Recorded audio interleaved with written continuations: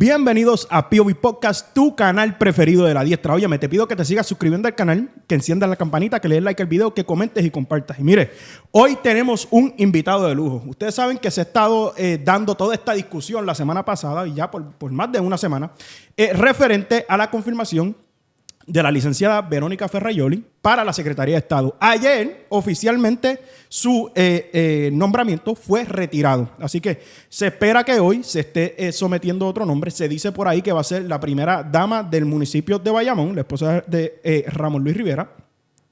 Y ayer yo pensaba un poquito contra el invitado que tengo en el día de hoy. Fue presidente del Senado. Fue también secretario de Estado. Y hay muchas dudas, muchas cosas que yo no conozco, que no entiendo, precisamente sobre la Secretaría de Estado y el Departamento de Estado y sus funciones. Ya que ustedes saben, aquí yo les he dicho que para mí, nosotros en Puerto Rico deberíamos de tener un lieutenant governor, un vicegobernador. Así que para aclarar todas las dudas que nosotros posiblemente podamos tener y darnos ambas caras de la moneda desde su perspectiva, sin más preámbulo, tenemos al licenciado Kenneth McClintock. Un placer, ¿cómo estamos? Un placer estar aquí. Está claro que no soy licenciado, excepto de conducir. Ah, de verdad, yo siempre he escuchado. Y eso no lo hago muy bien. No, tampoco. Tampoco. Ah, pues está bien, está bien. Pues profesor. Sí. Está bien. O Kenneth, podemos usar Kenneth hoy. Sí. Así me bautizaron. vamos a dejarlo ahí entonces. Por Kenneth. Agradecido por la oportunidad que saque de su tiempo tan ocupado. Yo sé que está en la universidad metido dando clases, que salga un ratito y llegue acá. Llegó bien temprano. Así que eso es algo que se lo tengo que agradecer porque es algo que... Bueno, tú no podrías estar más cerca porque yo enseño en la Intermetro. Yo pensaba que venía en bicicleta. A 2 minutos de aquí. Aquí en Puerto Rico yo siempre digo que para la gente la puntualidad es una sugerencia. Sí.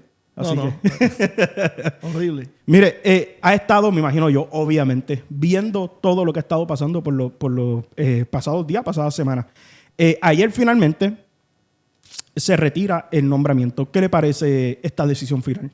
Bueno, es una decisión que tomó Verónica, que es mi amiga personal. Bueno, Tommy también es mi amigo. Uh-huh. Ella parece que no estaba dispuesta a seguir teniendo que aguantar los ataques injustos que se estaban cometiendo contra su persona. Y digo ataques injustos porque lo menos que le dijeron a ella era que era evasora contributiva.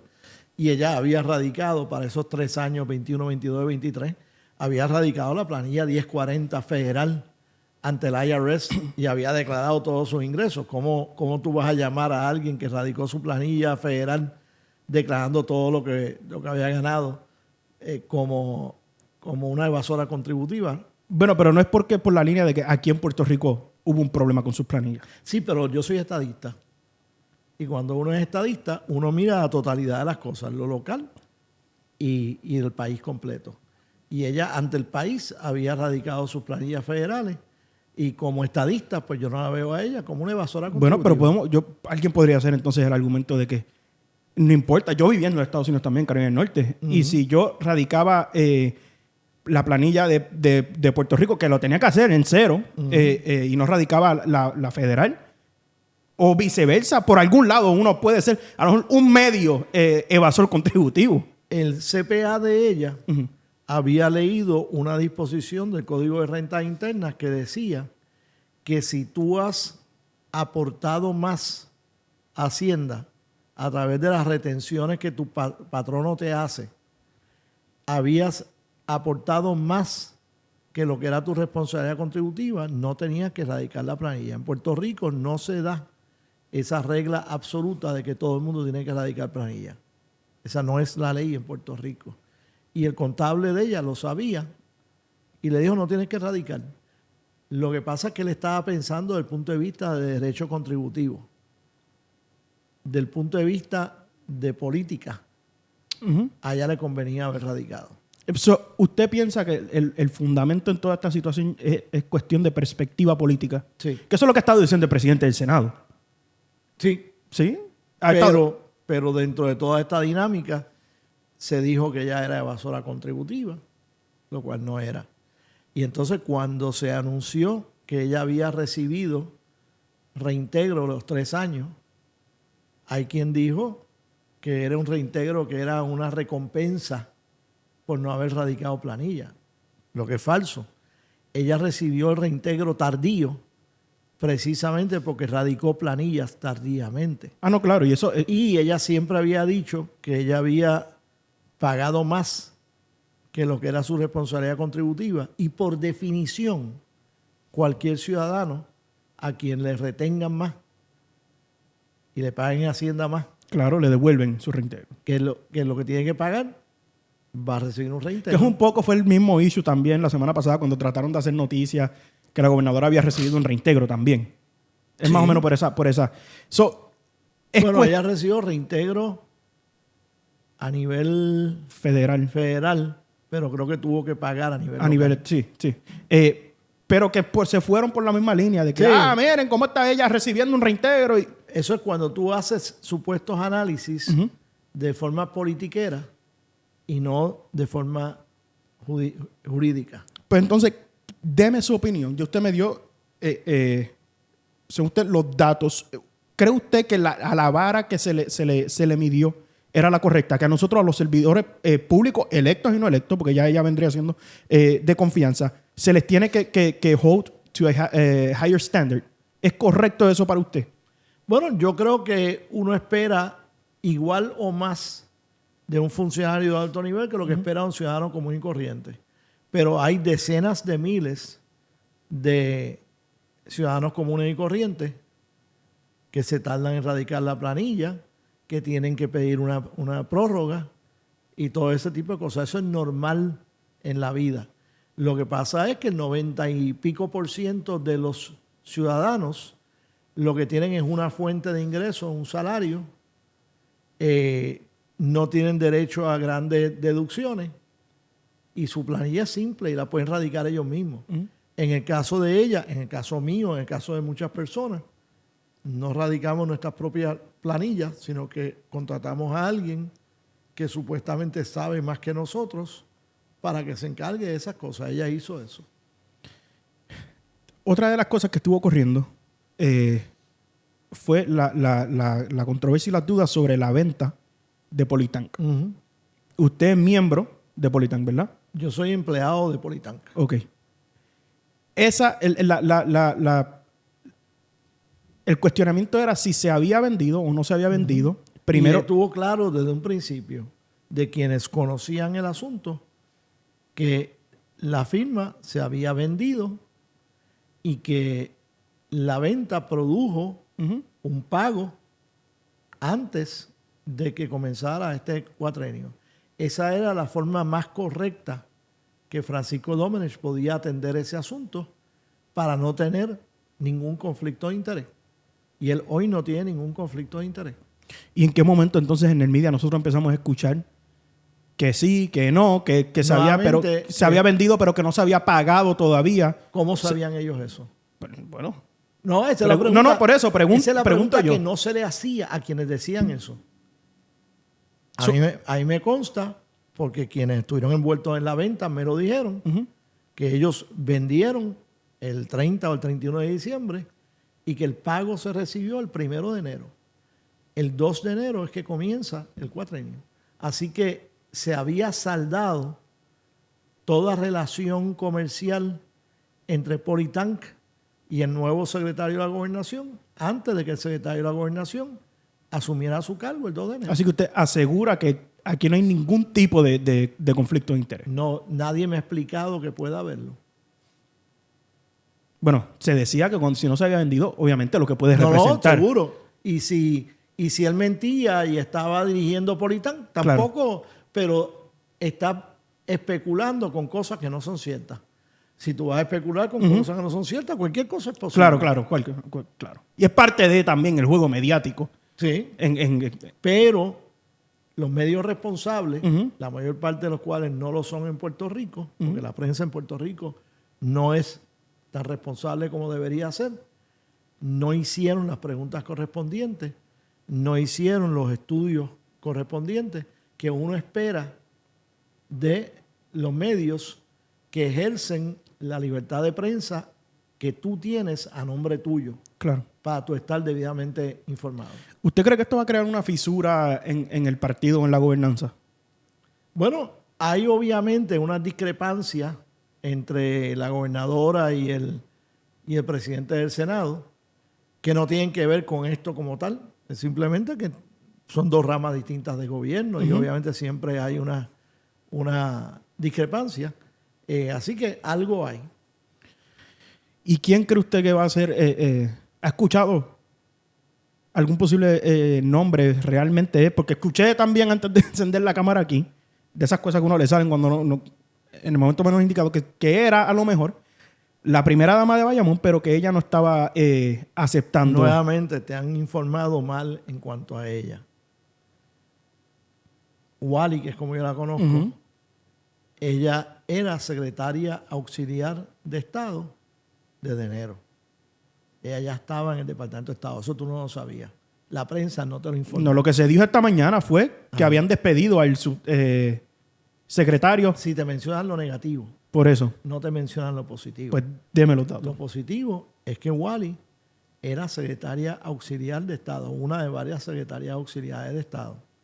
Entonces, cuando se decidió que ella habría de convertirse en la secretaria interina de Estado, con la eventual renuncia de Verónica, pues Verónica, antes de irse, ella relevó al subsecretario que estaba de sus funciones y elevó a Wally de ser secretaria auxiliar a ser subsecretaria de Estado.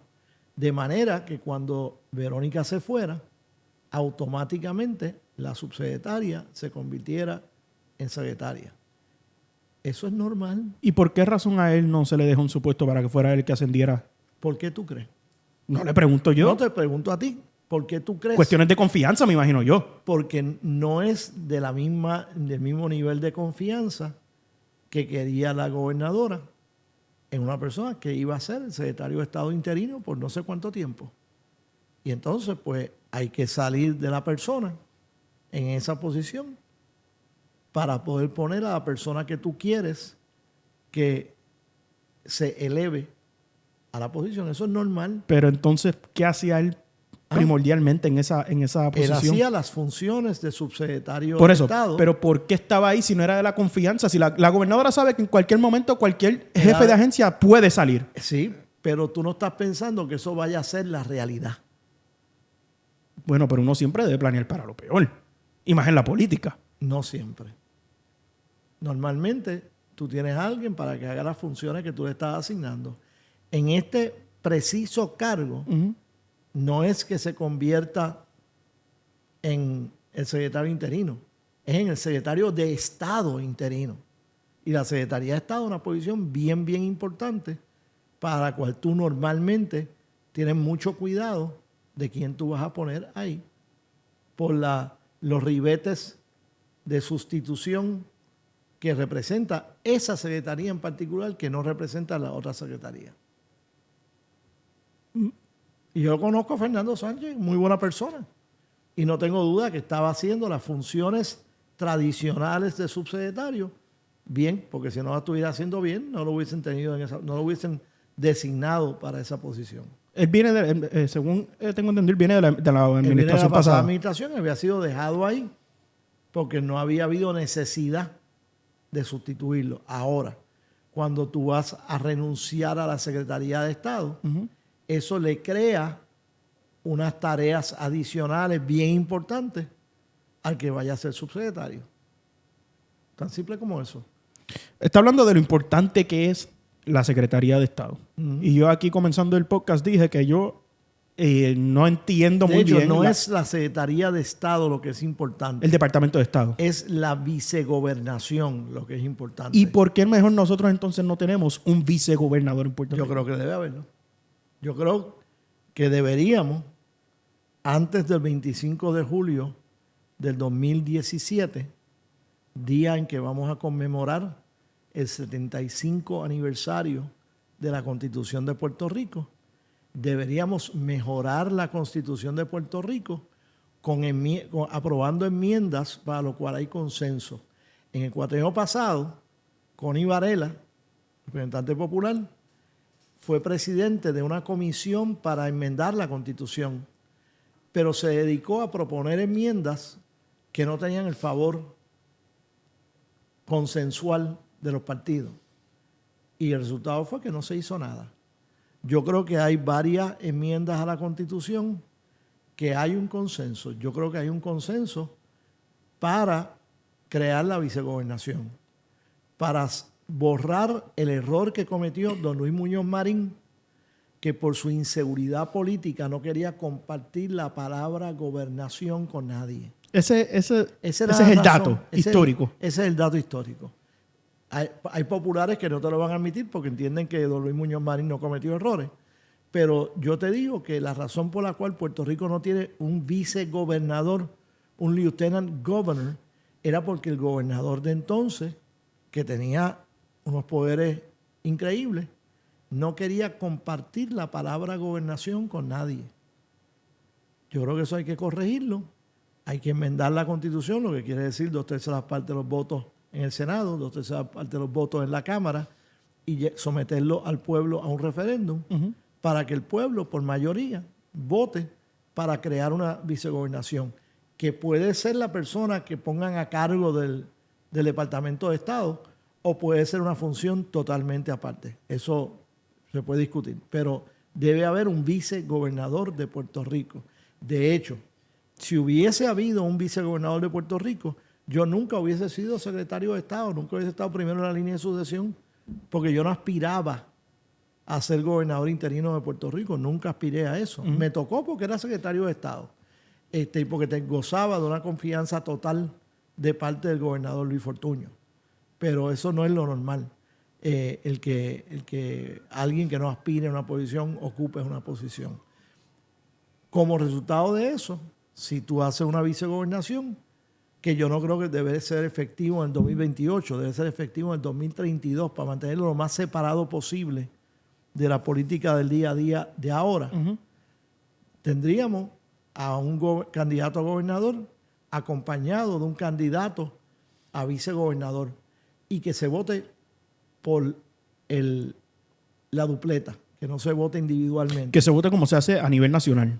Como se hace a nivel nacional. No como se hace en algunos estados, que a veces elige a un gobernador republicano como Arnold Schwarzenegger y a un vicegobernador demócrata que no era del partido del gobernador. Y era un problema porque cada vez que Schwarzenegger salía del estado, el vicegobernador demócrata se convertía en gobernador y dejaba sin efecto algunas cosas que hacía. Adelantaba su agenda partidaria. Sí, su agenda partidista. Seguro, sí. Yo creo que...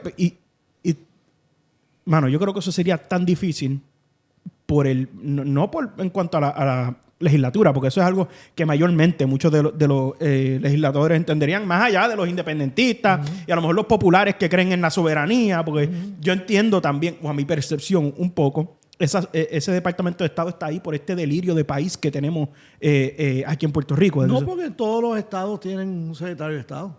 ¿Y a qué se dedican entonces? ¿Son cosas protocolares o...?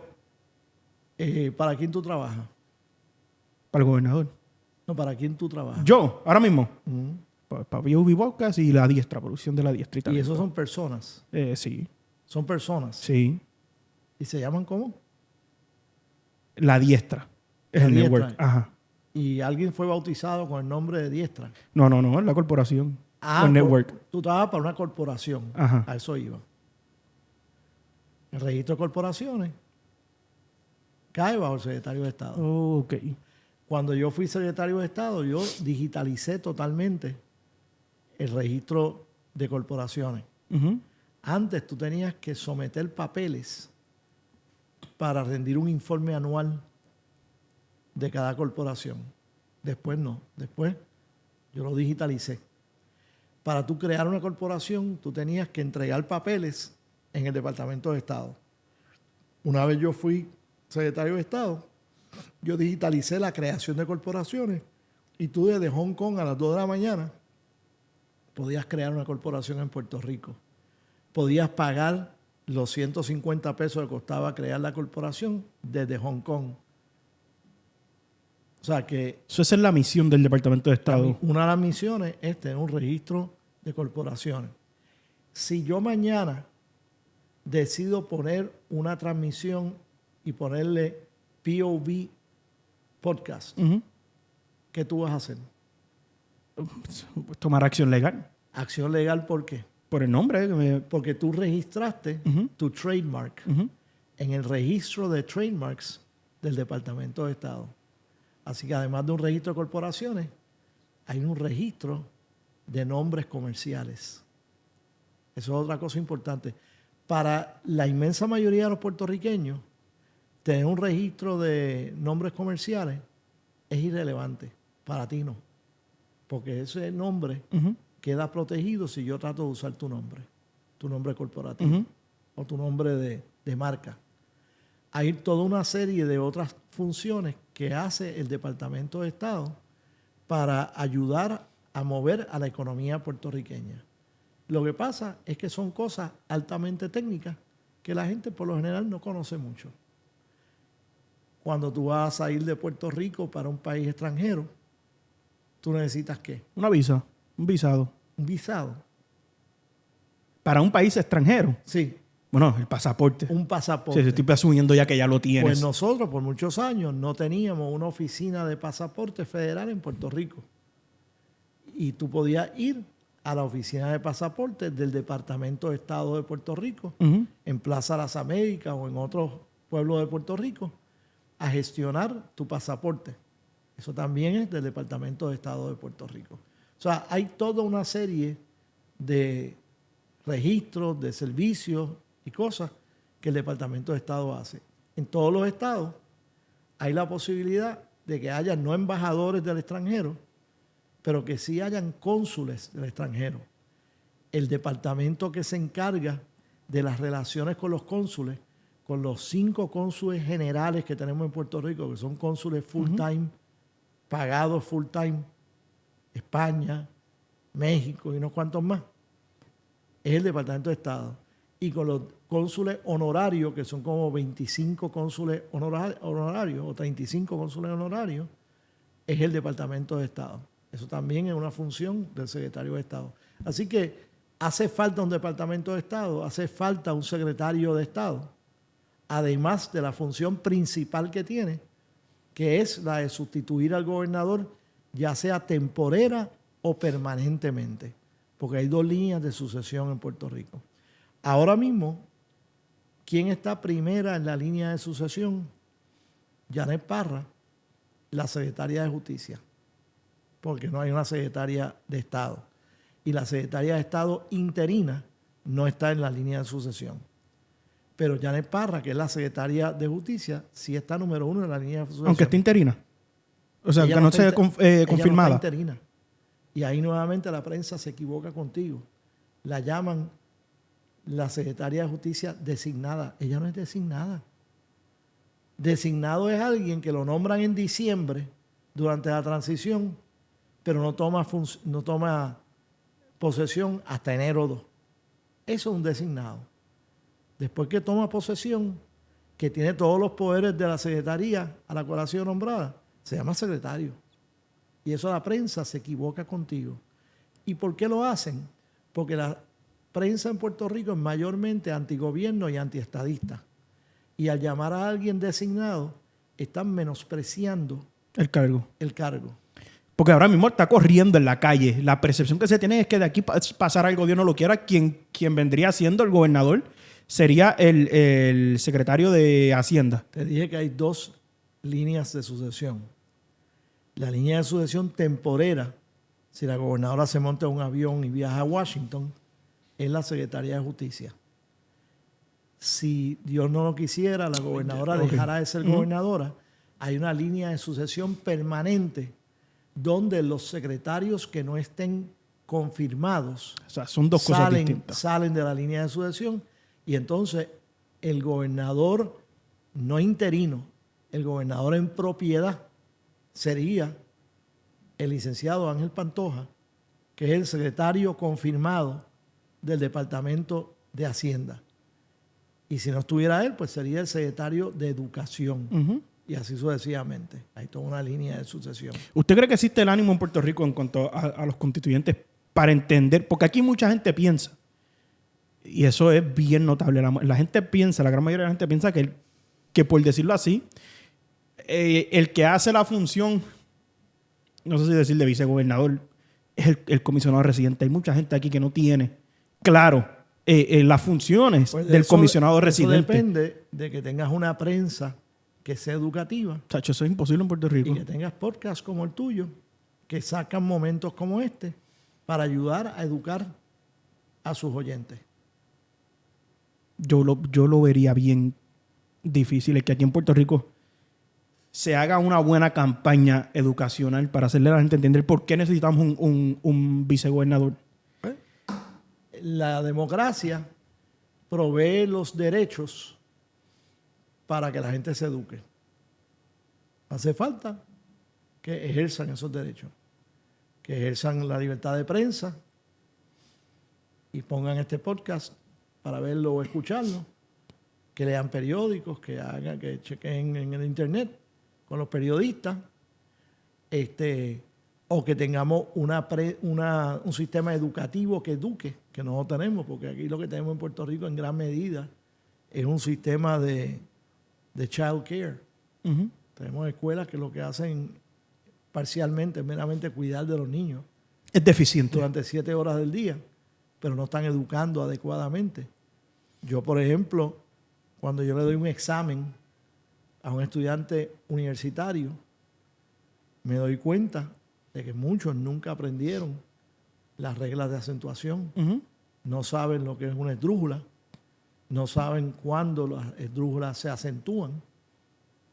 Y eso supone que lo aprendan en 3º o 4º grado. Y tenemos un sistema que no está educando en esas cosas. Así que ¿Usted recuerda algún ejemplo que me pueda dar de alguna coyuntura política de este nivel cuando usted fue presidente del Senado? En cuanto a tener que rechazar un nombramiento y que fuese tan notoria la situación. Yo rechacé un solo nombramiento como presidente del Senado. Uh-huh. Porque mi filosofía, que no es la del presidente Rivera Schatz, que es el presidente ahora, y por tal razón mi filosofía no es la filosofía prevaleciente ahora, es la de él, porque él es el incumbente. Mi filosofía era que la función del Senado es verificar que el nominado cumple con los requisitos mínimos del cargo. Que la función de escoger a la mejor persona es del gobernador, pero la función de dar consejo y consentimiento es a los nominados que cumplen con los requisitos mínimos del cargo. Y por tal razón, siguiendo esa filosofía, yo confirmé a todos los miembros del gabinete que sometió el gobernador Aníbal Acevedo Vilá, que era el partido contrario al mío, Uh-huh. con una sola excepción, que no venía a mencionar el nombre de la persona, porque esa persona no está aquí hoy para defenderse. Y esa era la función. Velar que cumplía con los requisitos mínimos del cargo. Solamente encontré una persona que no cumplía con los requisitos mínimos. Y no puedo decir el nombre, no quisiera decir el No nombre. quiero decir el nombre porque no sería justo. Porque tú no puedes hacerle preguntas a esa persona aquí. No, pero murió. ¿Ah? Murió. No ha muerto. Pues voy a hacer la asignación y buscarlo. Sí, Y seguro. ver quién es. Sí. Ahora que estamos hablando de esa administración, yo creo que el tema más importante de aquella administración, bueno, varias personas podrán decir que fue el primer gobernador federalmente acusado de corrupción y otras cosas, pero también se habla mucho de la implementación del IBU. Uh-huh. Y siempre está esta discusión y salen los anuncios y cada vez que es campaña usted ve los anuncios de que no, que el IBU realmente fue la legislatura del PNP, que el gobernador era popular, esto, lo otro. ¿En qué circunstancias se da el Primero IBU? que nada, si vas a hablar del IBU, tienes que hablar del arbitrio general del 6.6%. Porque de tiempos inmemoriales hasta el 2006 había un arbitrio general de 6.6 que aplicaba habitualmente a todo Uh-huh. y que te paraban en el muelle y hasta que no pagara el 6.6 no podías sacar la mercancía a la calle. Nosotros primero eliminamos el arbitrio del 6.6 en el punto de importación y entonces un tiempo después sustituimos los ingresos que dejamos de recibir con el arbitrio del 6.6 con un IBU en el punto de venta de 5.5%. ¿Y cuál era la lógica detrás de eso, de sustituir uno por el otro? Bueno, primero, lo que tú impones al principio de la cadena de distribución, lo pagas al principio, pero durante la cadena de distribución esa cantidad se va acrecentando porque el importador le vende al mayorista, el mayorista le vende al detallista, el detallista le vende al consumidor. Y en cada una de esas etapas se va añadiendo un margen de ganancia. Y lo que es 6.6 al principio, puede que se convierta en 9, puede que se convierta en 12, puede que se convierta en 18%. Porque así son las cadenas de distribución. El IBU se impone al final de la cadena de distribución y no tiene efecto inflacionario más allá del costo del IBU. Al momento. Al momento. Que aquel entonces era un 7B. Hoy es 11%, con los aumentos que han hecho los populares al IBU a través de los años. Pero una vez tú a un producto que compraste por $1, pagas $1.11, ahí queda. Es 11% aumento. Con el 6.6, el aumento se convertía en 18, 20, 25%. Sí, porque por ahí siguen 6, más 6, más 6, más 6. Sí. No 6 más 6, porque el arbitrio general se impone una sola vez. Lo que pasa es que cuando tú importas a 50 centavos y pagas 3.3 centavos, te lo redondean a 4 centavos. Y pagaste 54 centavos. Cuando ese artículo de 54 centavos, el mayorista se lo vende al detallista, le añade, qué sé yo, 20% de... Lo que él quiera. Lo que él quiera, pero Sí. ponte que 20%. Pues entonces ese 4 centavos le añade 20%, se convierte en 4.8 y te lo redondean a 5 adicionales. O sea, de 4 te lo suben a 5. Y entonces ese detallista te lo vende a ti y le añade un 33% de margen de ganancia. Y entonces ese 5 más 1.66 se convierte en 2 y son 7 centavos. 7 centavos de 50 chavos que era originalmente se convirtió en 14%. Ya no es 6.6, ya es 14%. Es un poco la misma lógica, y me corrige si no, de cuando se habla de aumentar el salario mínimo. Que, claro, tú subes el que está a 7.25, 7.50, Sí, lo subes a $10, 7.25. el que está a $10 lo tienes que subir, porque sería lo correcto, y así viceversa. Y entonces, al final del día, todo lo que se tuvo que subir, ese gasto lo termina pagando el contribuyente. Sí. Que es lo que es la lógica que la gente no entiende detrás de esto de imponer un salario mínimo. Sí, pero a mí dame los 10.50, no me dé los 7.25. No. Diciendo que va... no. Pero viene siendo la misma lógica y la gente no lo entiende. Y algo que no entienden tampoco es que al bagger le pagan 2.13 la hora. Al mozo le pagan 2.13 la hora. O 2.33, no me acuerdo. Eso es lo que le pagan al mozo y al bagger.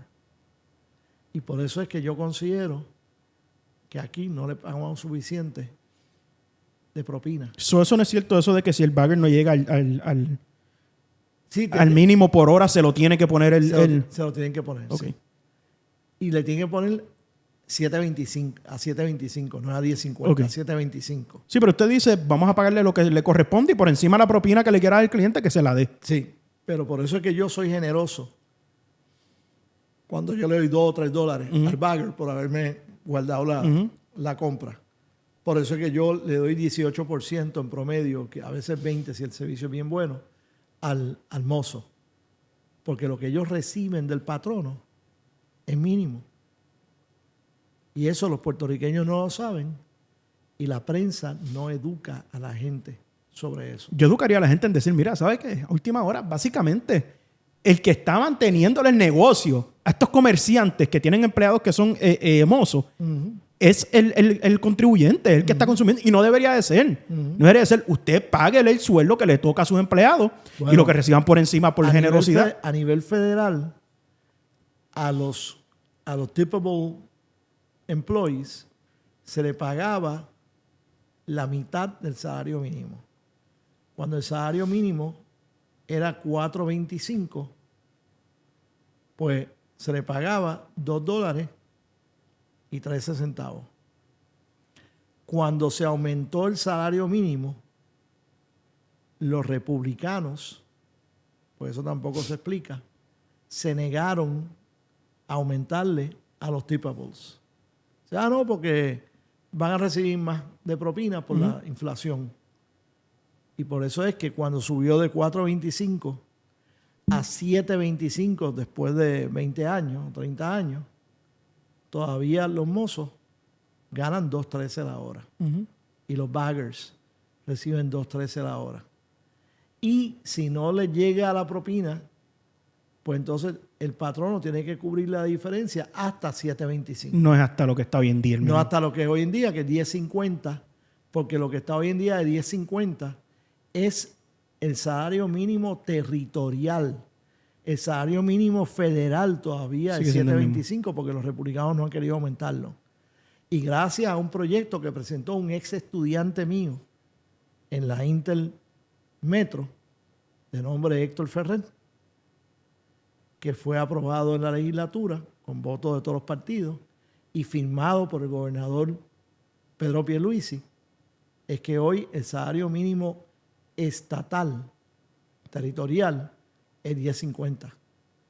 Pero a los mozos no se les lleva a 10.50, se les lleva a 7.25 solamente. Y a los baggers.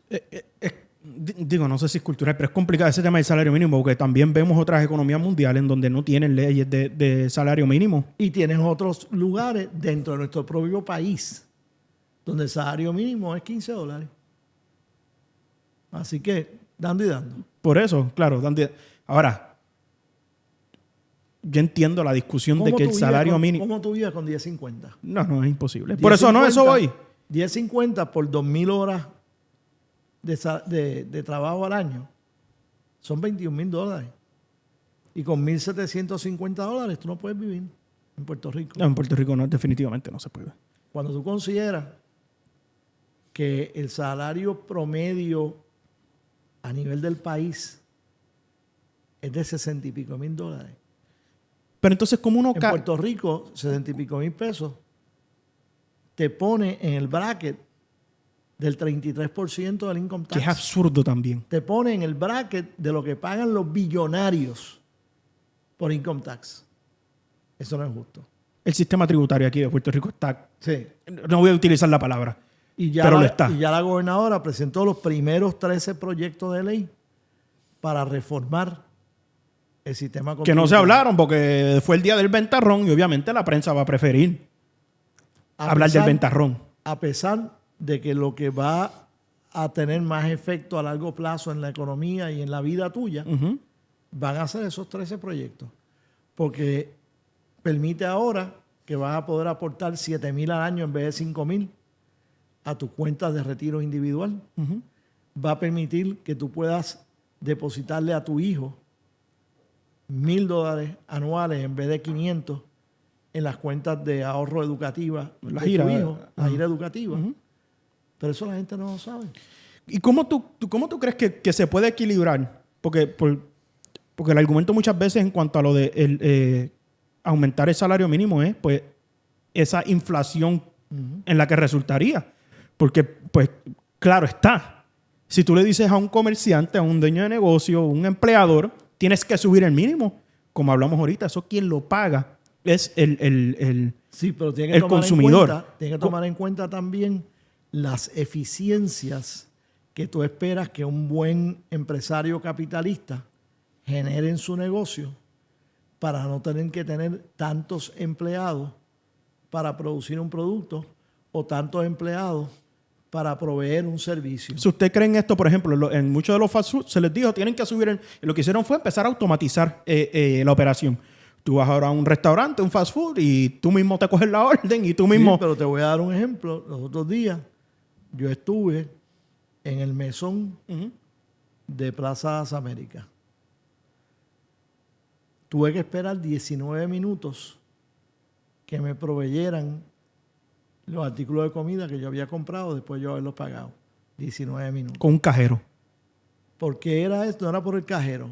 Era porque tenían menos empleados produciendo los alimentos que lo que debían tener. Y eso tiene unas consecuencias. A mí me encanta el mesón. Y estoy dando aquí un anuncio. No, que vengan y comercial ya no lo saben. Que, no pagado. Que paguen, que paguen. Sí, un anuncio comercial no pagado. Pero pagan la penalidad de que hoy estoy mencionándolos críticamente. Negativamente. Porque me hicieron esperar 19 Y posiblemente minutos ese para mesón tú no almuerzo. vuelvas. Y cuando no voy a volver como quiera Sí. porque la comida es buena. Pero entonces, cuando les pedí un pomito adicional de mayo ketchup, Te lo cobraron. me querían cobrar 45 centavos 45 centavos. por una onza de mayo ketchup. Eso a mí me sabe a ñoña. Ajá. Y Me ofrecían un manoplaz, unas manos llenas de salsa ketchup. ajá. Pero el mayo ketchup me querían cobrar 45 centavos. ¿Tú sabes lo que yo hice? Pediste mayonesa. No, después que comí, Le llevaste lo que te sobró. no. Me fui al supermercado allí en Plaza de las Américas, compré una botella No me de digas ma- que andas con una botella de mayo de ketchup. mayo ketchup. No, y fui y se lo llevé a la gerente y le dije, mira, yo creo que a ti te hace falta más esto que a mí. Y le dejé la bolsa con el mayo ketchup. Ah, yo no puedo aceptar eso. Y yo, bueno, pues haz lo que tú quieras. Guárdamelo. Ponle ahí el nombre de Kenneth para cuando yo venga. Siento mucho no haberme quedado para ver cómo se le rieron en la cara los empleados de ella, aunque sea calladamente para que no los votaran. Pero le hice eso para darle una lección. Me costó 3 y pico Ujú. el pote de mayo ketchup Heinz o el que fuera que compré, con el cual iba a poder entregar un montón de pomitos Ajá. de eso de una onza o menos. Pero hice eso para darle una lección a ella y a la gerencia del mesón. Es posible que ese incidente no llegó a oído de Felipe, el dueño del mesón Ujú. en Aguadilla. Así que espero que si alguien me escuchó aquí y conoce a Felipe, se asegure de dejárselo saber. Tengo manera de... Para que Conozco. Sí, Sí. porque se Uno de entere. los yernos No, yo de lo la conozco familia. también, él me ha llamado a veces para cosas. Porque se entere. Y yo creo que en eso los consumidores a veces tenemos que ser militantes de ayudar a que los sistemas mejoren. Quejarnos cuando nos quieren cobrar algo que no deben estar cobrando y tomar acciones asertivas como la que yo tomé Ujú. para darle una lección. Que me costó 3 y pico, pues me podrían haber cobrado 3 pesos más por un sándwich. Y eso es algo que sucede aquí en Puerto Rico. A mí yo soy de los que me molesta de verdad cada vez que yo veo que me van a cobrar por una salsa barbecue. Es una actitud miserable de parte del comerciante. Sí. ¿Cuánto le sale le puede salir una barbecue, una salsa a un comerciante de ¿Y esto? cuánta gente pide eso? 1 de cada 15 Claro. personas, tú sabes. Mira, ya a mí me sucedió una vez en que, by the way, también anuncio no pagado, quebró, cerraron el Burger King de Plaza del Sol. Lo cerraron, el que está en la plazoleta. Y una vez a mí me pasó que fui, Eso debe ser un crimen. que cerraron Burger King. Sí. Bueno, pues, O pero cualquiera. Pero escucha esto. Estoy con mi mejor amigo. Vamos a pedir. Pedimos. Y él dice, mira, dame por favor ketchup para las papas. Ay, es que no tengo ketchup. Le dijeron. Y él dijo, pues dame una barbecue o una honey mustard. No, te la tendría que cobrar. Sí. Le dijo la empleada a mi amigo, él se cogió la boca para no pelear. Le dije que se la tienes que cobrar. Pero es que quien está fallando eres tú. Sí, sí, Si sí. tú no tienes un artículo, busca cómo reponerle ese sustituirlo, artículo. No, pero es que no puede ser una barbecue. Entonces, ¿qué le vas a dar? Yo siempre pido hablar con el gerente. cuando No, esas cosas lo pedí pasan. porque ella misma dijo, pues déjame preguntarle a la gerente a ver qué pasó. ¿Qué podemos hacer? Y le digo, bueno, pues mira a ver si te van a sacar el pote de la barbecue, si te la van a sacar del sueldo, pues si no, también te la pagamos. Ajá. Porque ¿cómo es posible que eres tú el que estás fallando Sí. como comerciante y no puedes responderle al cliente? Son cosas que se caen de la mata. Pero yo creo que aquí la cultura del servicio al cliente en Puerto Rico es bien mala. Bueno, antes que tú nacieras posiblemente, Luis Fortuño fue director de turismo. del 93 al 96. ¿En qué año tú naciste? En el 96. En el 96. Y él tenía una campaña que se llamaba Puerto Rico Does It Better. Puerto Rico lo hace mejor. Que todavía está reciente. No, eso lo eliminaron y después lo han traído de vez en cuando. Ok. Porque está la mala costumbre esta de que cada vez que cambia un cuatrenio, eliminan lo que había para traer otras cosas. Desde cosas tan sencillas como hasta gente que ha querido eliminar el tren urbano y el Coliseo de Puerto Rico. También, seguro. Y entonces, ¿qué hace así entonces? Se le da gratis clases a los empleados de hospitality para que aprendieran cómo dar el mejor servicio al cliente. Eso no se está haciendo ahora. Eso se debería hacer. Que eso le hace loa a un exdirector de turismo. Pues mira, santo y bueno, porque se le ocurrió una buena idea en aquel momento. Y él no está corriendo para nada ya, así que... Que al final del día, uno debería de entender que tú quieres que... O sea, tú vas a tratar a tus consumidores como tú quisieras que te traten a ti cuando vayas a cualquier lugar. Y tú vas a República Dominicana, tú vas a Aruba, tú vas a Colombia y tú ves que te tratan mejor que en Puerto Rico. Tenemos que educar a la gente de la importancia de tratar bien a la gente y de que eso tiene efectos positivos en las propinas que reciben, en los salarios que reciben, en la eficiencia que se demuestra en las empresas. Tiene unos efectos positivos. Pues hay que impulsar eso otra y vez. eso se conduce a la longevidad o la vida de esos restaurantes. Ahora me acuerdo en Molo San Juan había un restaurante arriba que cerró, que a mí me pasó que me sirvieron un refresco con la comida. Un restaurante con meceroso. Tú sabes que hay refill. Y a la hora de yo pedir un refill, me dicen, me traen una lata que yo no había pedido, me la sirven y me la quieren cobrar. Cuando yo miro el recibo, digo, ¿por qué tú me estás cobrando esa lata?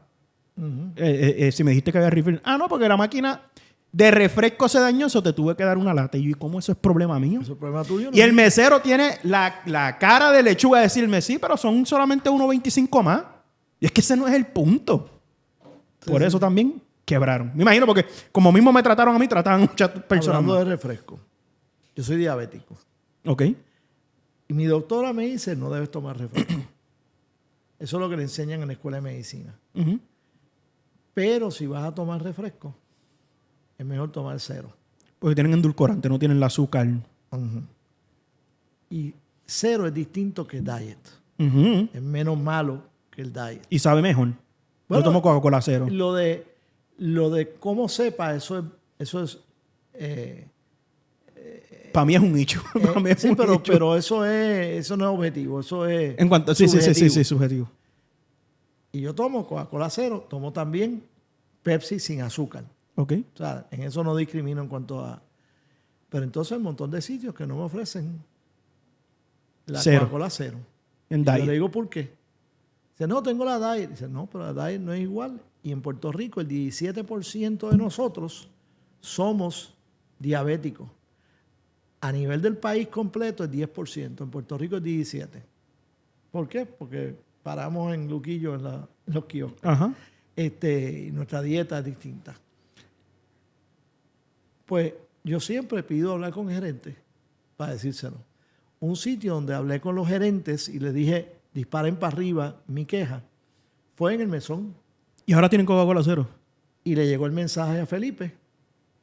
Y él mandó a poner Coca-Cola cero en todas sus tiendas. Fue poco a poco porque tenían que cambiar las máquinas en cada una hasta que lo hicieron. Pues te voy a dar una lista de restaurantes que yo necesito que vayas y hagas tu cabildeo para Coca-Cola cero. Pero hazlo tú. Sí, pero no es lo mismo que lo diga a Mike de Mike P.O.V. Podcast, o sea, que lo diga Kenneth McClinton. Pero que lo digas tú es importante también. Claro. Mira, yo creo que con eso hemos cubierto todo. No quiero quitarte más de tu tiempo. Agradecido por la oportunidad. Mucho esperabas cubrir hoy. No, sí. Y estoy disponible cuando me necesites. Agradecido, ¿verdad que sí? Siempre soy agradecido. Y estoy a 3 minutos donde doy clase todos los lunes. Aunque si no quieres sacar el parking, yo voy y te busco. Sí. Yo almuerzo de vez en cuando allí en el shoppingcito. Pues sí, cuando no me hacen mi loncherita, pues voy allí bien. Y almuerzo. Así que agradecido de verdad. Seguro. A ustedes les pido que se suscriban al canal, que enciendan la campanita, que le den like al video, que comenten, que compartan. Nos vemos en la próxima.